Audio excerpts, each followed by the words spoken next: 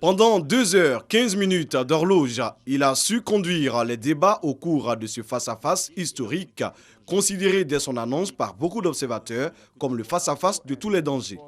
Bouaka Pascal, journaliste présentateur, et à travers lui, la presse dans son ensemble sort grandi de cette confrontation civilisée et amicale entre les deux candidats à la présidentielle en Côte d'Ivoire.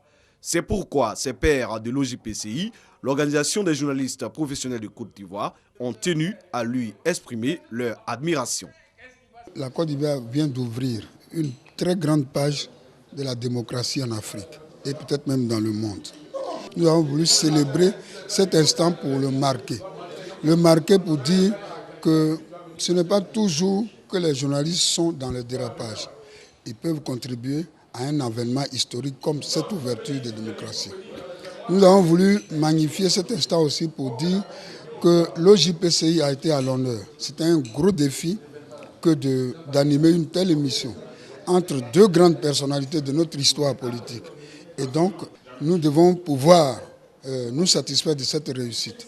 Et ce n'est pas pour triompher, c'est pour dire que nous avons beaucoup de choses à faire et qu'il faut s'ouvrir à notre histoire pour que nous soyons utiles. Comment Bouaka Pascal a-t-il vécu ce débat? Le modérateur raconte. Nous étions tous curieux de voir comment les choses allaient se passer.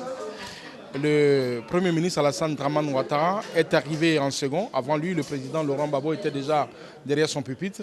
Et quand le Premier ministre Alassane Dramane Ouattara est arrivé, il est allé spontanément vers le président Laurent Gbagbo. Il a dit, les deux se tutoient. Il a dit, Laurent, il faut qu'on se salue avant de commencer. Et le président a accepté. Le président lui a tendu la main. Ils se sont salués. Je me suis dit, ça c'est un bon signe.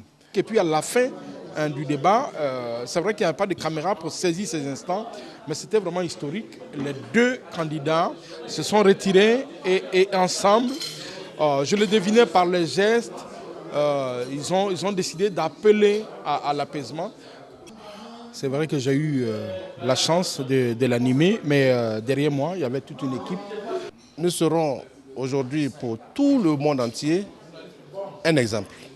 Pour le président de l'OJPCI, les deux hommes ont donné aux Ivoiriens et au monde entier une belle image de la Côte d'Ivoire.